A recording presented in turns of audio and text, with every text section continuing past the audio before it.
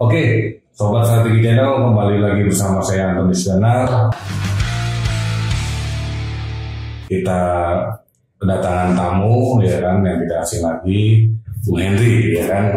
Henry, nama lengkapnya Henry Tirja Dharma, ya. Nah, Bung Henry ini, kalau saya bilang apa ya, pakar, ya kan. Pakar, dia seorang pakar tentang geopolitik, ya kan, analis geopolitik. Dia juga banyak berkecimpung di dunia perangkat intelijen, ya kan. Artinya Bung Henry ini punya segudang sejarah yang baik, ya kan, yang kita bisa bagikan hari ini kepada kawan-kawan semua Strategi Channel. Gimana Bung Henry, apa kabar? Baik, alhamdulillah sehat. Ya kan? Dan kita enak bahasa Bung Henry. Ini kan menjelang memasuki tahun 2023, artinya ada kondisi politik Indonesia yang akan menuju 2024. Tetapi kan di satu sisi ada juga kondisi politik internasional yang harus mau nggak mau Indonesia akan menghadapinya. Nah, kita mungkin dengan Bung Henry, karena tadi bicara geopolitik, kita mau ngomong tentang geopolitik. Siap. Iya. Gimana Bung Henry? Ntar lu mungkin harus jelaskan dulu nih, banyak yang nggak tahu mungkin apa sih namanya geopolitik itu apa sih? Betul. Jadi memang kita tidak hidup dalam dunia vakum. Iya. Jadi Indonesia walaupun segitu gede, tapi dalam percaturan dunia tidak terlepas dari pengaruh geopolitik. Nah, mungkin ada baiknya, karena sering saya lihat juga dibahas tentang geopolitik di media atau di beberapa YouTube, tapi tidak secara detail, secara keseluruhan apa itu geopolitik dan turunannya. Jadi sebaiknya saya awali geopolitik dengan garis besarnya dulu. Jadi geopolitik itu ada 4 komponen utama, yaitu geopolitiknya sendiri, lalu ada kepentingan nasional yang di dalamnya ada tujuan nasional, lalu ada geoekonomi dan geostrategi. Nah, kalau kita ibaratkan geopolitik itu sebagai strategi adalah tujuan, sarana, dan cara. Nah, geopolitik adalah strateginya,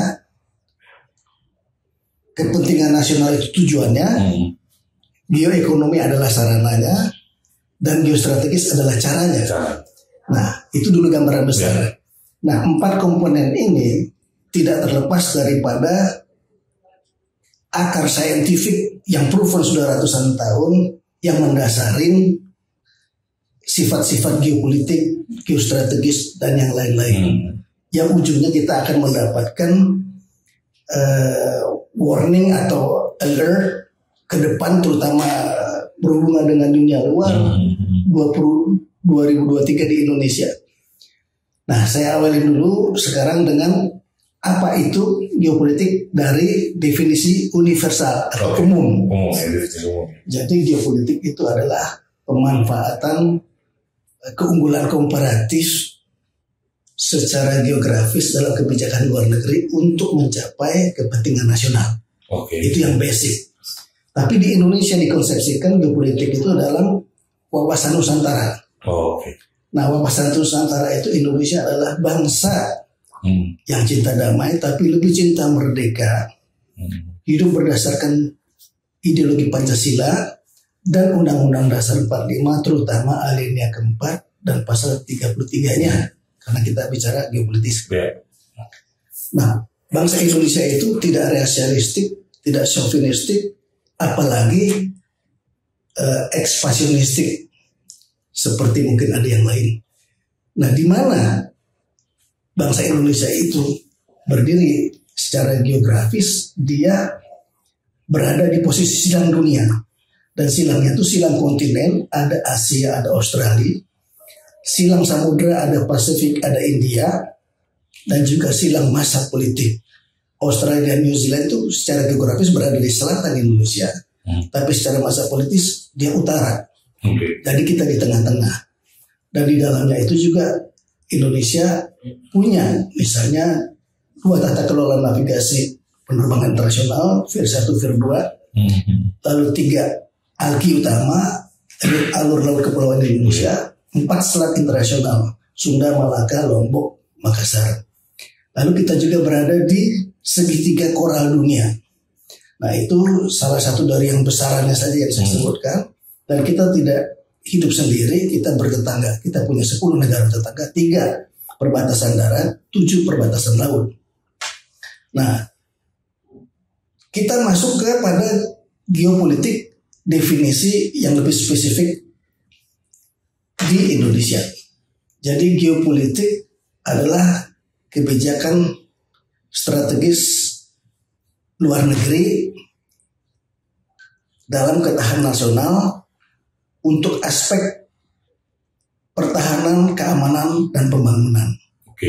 Nah di situ tentu variabelnya variabel geografis untuk mencapai kepentingan nasional.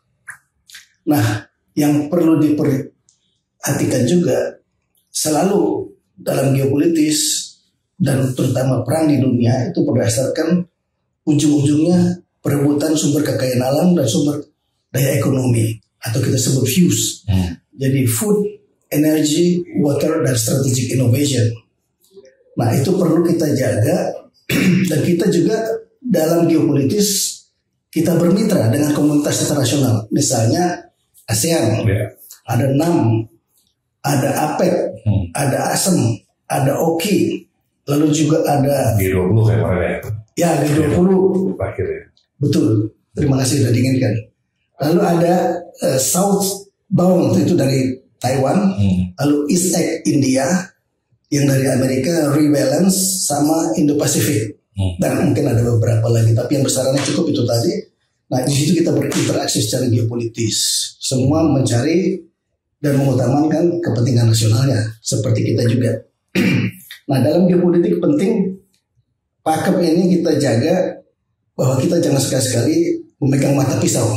Kita harus memegang gagang pisau supaya kita tidak terkondisikan, dan kalau kita tarik kita akan berdarah, apalagi kita ditarik.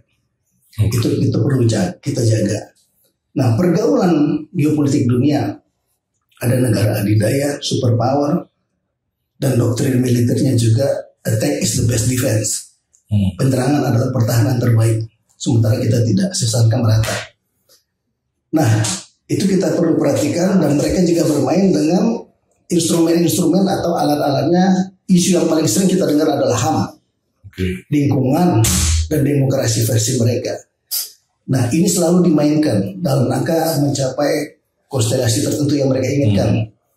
Nah kalau itu ada reaksi atau letupan-letupan sosial politik di beberapa daerah, mereka netralisir dengan yang namanya tititainment. Tititainment itu seperti ibu menyusui. Tapi itu mereka dalam konteks ini hanya dipakai nomenklaturnya aja, itu untuk menetralisir gerakan-gerakan politik tertentu, misalnya lewat USAID atau UNDP dan lain-lain, memberikan beasiswa, memberikan bantuan ini dan macam-macam untuk menetralisir saja. Tapi intinya itu tetap dioperasionalkan. Oke, dari geopolitik kita masuk ke kepentingan nasional. Kepentingan nasional itu ada 2 poin yang penting sebenarnya. Jadi pertama adalah mitigasi ancaman, tantangan, hambatan, dan gangguan. Gangguan atau ancaman apa? Eksistensi. Seperti yang kita lihat sekarang itu eksistensi. Yang kedua integritas. Yang ketiga identitas. Baru kita masuk ke tujuan nasional. Tujuan nasional yang pertama tentu kita lihat di alinea keempat dan pasal 33 karena bicara geopolitis. Jadi seperti yang Pak Jokowi lakukan sekarang, secara material beberapa mineral tidak boleh diekspor lagi. Itu dalam rangka itu tadi. Yang kedua, kita sering dengar juga Trisakti. Kita harus berdikari secara ekonomi, berdaulat secara politik, dan berkepribadian dalam berbudaya. Nah yang terakhir itu yang seperti yang Bung Karno katakan, menjadi mercusuar dunia. Kita boleh tidur di mana saja, tapi mimpi kita harus sama, menjadi mercusuar dunia. Dan kita dalam rangka ke sana, we are on the right track, tapi harus bersama-sama. Nah itu tadi kepentingan nasional yang di dalamnya ada tujuan nasional. Nah kita masuk ke geoekonomi yang menjadi sarana geopolitik. Geoekonomi adalah sumber kekayaan alam, baik itu energi, mineral, pangan, dan lain-lain, termasuk bisa menjadi pariwisata dan lain-lain. Nah, yang kedua adalah sumber daya ekonomi. Sumber daya ekonomi itu pasar domestik. Lalu kita ada efek 3 in 1 atau double track namanya. Jadi kalau dulu raw material dari satu negara diekspor ke negara lain, diproduksi, lalu dijual ke negara pasar. Nah, Indonesia itu karena semuanya ada, raw materialnya ada, tenaga kerja yang terampil dan low labor cost ada, marketnya besar. Jadi 3 in 1. Dengan ini menghemat 2 kali transport. Nah, makanya banyak industri relokasi atau delokalisasi ke Indonesia. Nah, ini tentu tidak disukai oleh negara-negara tentu yang sedang merebut investor. Nah, pasti melakukan sesuatu. Nah, yang lainnya juga posisi geografis Indonesia yang sangat strategis itu. Kita punya FIR tadi. FIR itu tata kelola navigasi penerbangan udara internasional, termasuk nasional. Itu kan juga menghasilkan sesuatu. Lalu kita punya ALKI, kita punya selat, kita punya 17.000 pulau, dan lain-lain yang resource based business untuk pariwisata. Ini juga aset geoekonomi yang bisa kita jadikan alat geostrategis. Nah, baru kita masuk ke geostrategis yang terakhirnya. Jadi geostrategis itu adalah ketahanan nasional. Jadi ini caranya. Jadi kalau tadi ada strategi, ada tujuan, ada sarana, ini caranya. Nah, kita hidup dalam lingkungan strategis. Lingkungan strategis itu adalah Astagatra. Astagatra dibagi 2 menjadi Trigatra dan Pancagatra. Nah, Trigatra ini mempengaruhi sangat penting atau signifikan ke Pancagatra. Trigatra itu sendiri adalah human resource. Jadi orangnya sendiri, demografi, atau lebih baik lagi bukan demografi tapi psikografi. Jadi demografi plus IO, attentions, interest, dan opinion. Nah, ini yang perlu dilakukan pembinaan teritorial untuk terjaga tidak kemana-mana ini, tapi sesuai dengan kepentingan nasional. Nah, selain yang terampil dan lain-lain, ini manusianya, lalu ada sumber kekayaan alamnya, baru posisi geografisnya masuk menunjang ke Pancagatra yang 5 aspek tadi: ideologi, politik, ekonomi, sosial budaya, dan hankam. Nah, apa itu geostrategi sebenarnya? Yaitu kebijakan luar negeri dalam aspek ekonomi, politik, dan pertahanan. Nah, itu akan terlihat sekali pada fokus konsentrasi intensitas diplomasi strategis dan pembangunan kekuatan pertahanan. Nah, bagaimana kemampuan dan keterampilan kita menggunakan sumber daya kekuatan ini dalam mencapai kepentingan nasional, itulah kualitas geostrategis. Nah, sekarang kenapa ini menjadi penting dan didasari oleh apa? Jadi ada 8 figur aja yang saya sebutkan dari banyak yang meresearch secara ilmiah dan itu menemukan, misalnya Rosenberg itu jelas menemukan bahwa 99,9% genetik manusia itu sama persis. Jadi ras, etnik, dan tetek bengeknya itu tidak mempengaruhi atau tidak merepresentasikan genetik manusia. Yang kedua itu Hoffman menyatakan kenapa bangsa Anglo-Saxon atau Barat itu lebih maju dari yang lain, harus kita akui. Ternyata dasarnya karena mereka hobi perang, suka perang dari zaman dulu banget. Sehingga mereka lebih kompetitif, lebih ekspansif, bahkan impresionalistik. Dan mindsetnya bagaimana mengambil benefit dari orang lain. Nah, masuk ke Braque, orang Perancis ini, dia menyatakan bahwa inovasi Barat itu lebih mengarah pada pembangunan kekuatan militer, sedikit lebih ke sosial. Nah, sebenarnya pada masa lampau ribuan tahun yang lalu, zaman Yunani kuno sudah ada sebenarnya di Barat sendiri ide-ide seperti politiknya Aristoteles, republiknya Plato, dan mereka mengimpikan idenya sudah ada ya. Sudah ada ya. Jadi mengimpikan common good dengan virtue. Tapi itu belum jalan sempurna. 1500 tahun berikutnya dirusak oleh orang yang namanya Niccolo Machiavellis. Yang dalam bukunya The Prince itu jelas dia katakan singkat saja, saya lebih baik ditakuti daripada disukai. Jadi power. Jadi common good-nya adalah power. Nah, kita masuk kepada temuan saintifik yang lain yang ini mendasari geopolitik masuk ke geoekonomi, makanya geostrategiknya harus jago. Malthus mengatakan selama manusia hidup akan ada konflik eksistensi. Kenapa? Karena adanya ketimpangan antara pertumbuhan manusia yang eksponensial dengan pertumbuhan sumber daya yang mereka butuhkan, sehingga terjadi pasti konflik eksistensi. Nah, Hobbes juga menyatakan, bahkan langsung aja to the point ya, bahwa akan ada perang semua melawan semua, atau bellum omnibus contra omnes. Jadi manusia adalah serigala bagi manusia lainnya, yang kita kenal dengan Homo homini lupus. Bukan yang kita inginkan Homo homini sapiens. Sayangnya itu tidak ada. Yang ada adalah lupus, serigala dia. Nah, lalu Gauss ini relevansi sama dengan Benjamin Franklin dalam bukunya Existenz des Kampf. Jadi perjuangan atau pertahanan eksistensinya itu dia menyatakan apabila dua atau bahkan lebih organisme atau makhluk hidup dalam satu waktu di satu tempat yang terisolasi dan tergantung pada rantai makanan yang sama, hanya yang terkuat yang bisa hidup. Itu penting sekali kita perhatikan. Makanya dengan pemikiran-pemikiran itu muncullah perang. Nah, ya. Muncullah saling penguasaan. Yes, pasti. Mengambil alih ke daerah. Iya. Itu kan dalam secara teori. Kira-kira Bung Hendrik, ya kan? Ketika boleh saya terus masih ada 2 poin. Abis Gauss ada Darwin. Darwin yang menyatakan survival of the fittest. Nah, ini beda lagi karena dia tidak terisolasi, agak lepas. Yang bisa bertahan bukan yang paling kuat, paling cepat, paling hebat, tapi yang paling mampu beradaptasi. Jadi kebijakan nasional juga penting itu.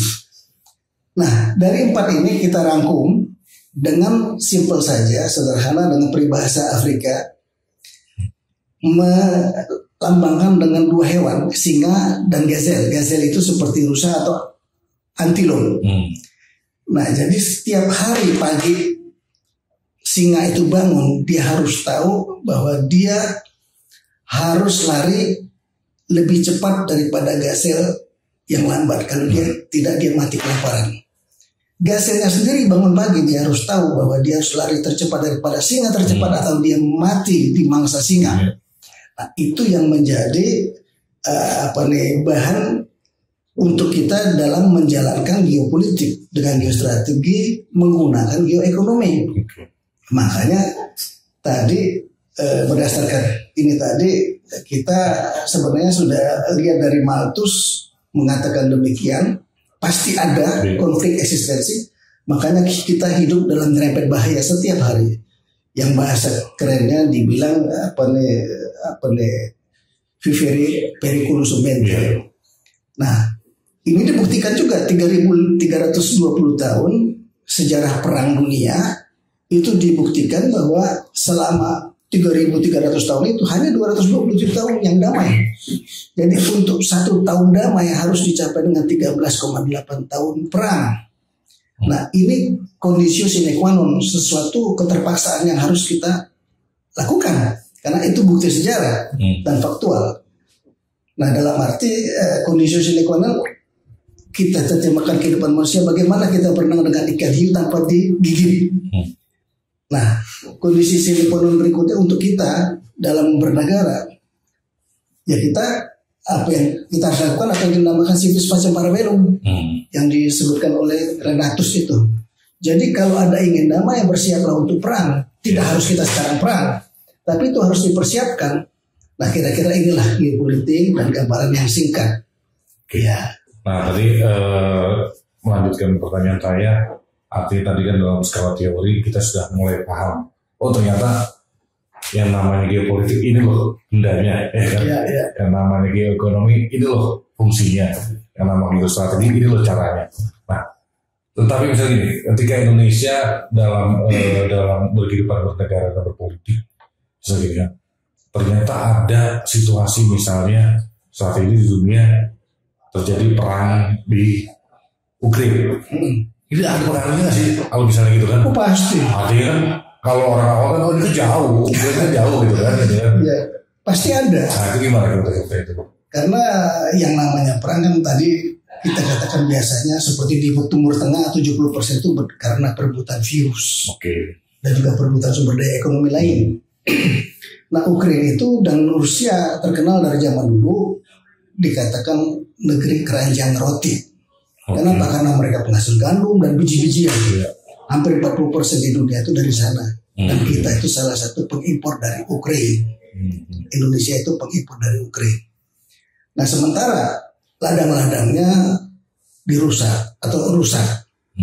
Petaninya harus ngungsi jutaan orang. Dari 43 juta itu ngungsi sekian persen yang mungkin banyak petani juga. Karena yang dia di kelas di bawah. Nah jadi kalau lahannya rusak, tentu tanamannya rusak, petaninya nggak ada. Dan juga yang namanya Ukraina, 97% ekspor gandumnya itu harus melewati Laut Hitam. Dan Laut Hitam ya dikuasain oleh Rusia. Yang di ujungnya ada Turki. Dan Turki dengan Rusia bersimbiosis, kita tahu sendiri. Jadi sangat mempengaruhi bukan hanya produknya, tapi juga supply chain-nya. Jadi logistik dan distribusinya terganggu. Makanya sempat dibantu oleh Pak Recep Tayyip Erdogan untuk mensiasati bagaimana produk-produk untuk humanity ini bisa keluar. Tapi setelah itu kan terjadi pemboman jembatan yang sangat strategis dan terpanjang di Eropa menuju Crimea. Yang itu membuat emosi pihak yang lain, lalu ya itu terhenti dan terganggu dan timbul penyerangan-penyerangan berikutnya.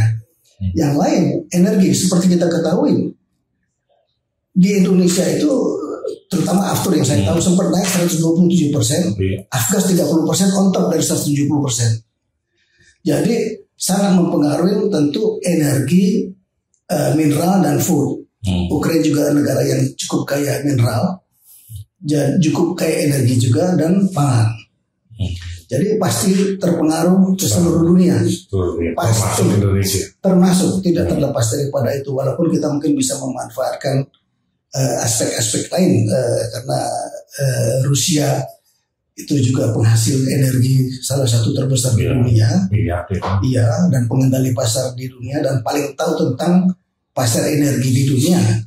Dan dibandingin Arab memang cukup besar, tapi dia lebih fokus melayani Amerika. Sementara kalau Rusia menjual ke seluruh dunia sehingga dia tahu perkembangan dan konstelasi pasar energi dunia. Iya. Artinya buat kita yang ingin paham, artinya ini kalau sekarang ini kan banyak politisi Indonesia atau pengamat Indonesia harus memiliki pandangan geopolitik yang jelas. Nah, ini kadang-kadang yang jelas ini yang mana, geopolitik itu apa? Kadang-kadang kita juga, ya itu saya termasuk orang yang awam mungkin ya kan. Ini geopolitik ini maksudnya pandangan yang jelas itu apa gitu kan? Karena kan ini, kalau tadi Anda bicara bahwa salah satunya adalah geopolitik yang wawasan kebangsaan, artinya kita pernah punya presiden pertama, misalnya gitu kan. Bagaimana ketika tadi Anda bilang ada blok ini, ada juga pencerangan non-blok gitu kan. Artinya kita salah satu pencetusnya ya kan. Terus ada KTT Asia Afrika gitu kan. Artinya kan sebetulnya kita sudah punya cara pandang dan cara berpikir tentang namanya kedamaian dunia kan. Karena kan tadi yang Bung bilang ya kita memang lebih cinta damai. Ya. Tetapi lebih cinta kemerdekaan tanpa penjajahan ya gitu kan. Artinya itu kan yang menjadi ya kalau cuma damai doang, udah kita damai ya bisa saja. Tapi kan ya apakah kita menjadi orang merdeka atau negara kita menjadi merdeka kan belum tentu. Betul. Nah, kira-kira saran Bung Henry buat ya karena di tahun politik ya, di tahun politik kira-kira untuk calon pemimpin Indonesia di 2024 harusnya punya wawasan seperti apa sih yang tentang kemampuan geopolitiknya, atau memang orang yang kayak gimana sih yang harus didampingi dia supaya mereka punya pandangan geopolitik yang benar, ya kan? Ini pertanyaan yang susah banget nih. Tapi saya jawab tanpa background politik. Saya bukan orang politik, dan juga tidak punya preferensi politik tertentu. Tapi sebagai warga negara, menurut saya dalam kondisi geopolitis, dinamika geopolitis global yang ada saat ini yang luar biasa, hari per hari berubah.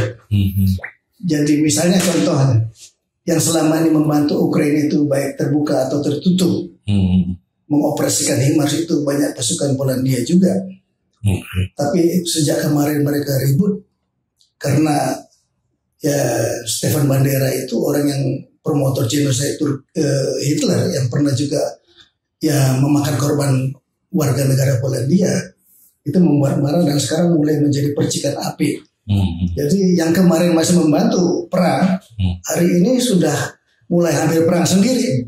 Nah, ini menarik ya. Jadi menurut saya dinamika geopolitis yang luar biasa ini, apalagi Indonesia sebagai negara yang super eksotik, semua kita ada 17.500 pulau, 103.000 atau 83.000 kilometer garis pantai, tiap hari ada matahari dan semua hasil pangan ada di dalam lautan dan di darat.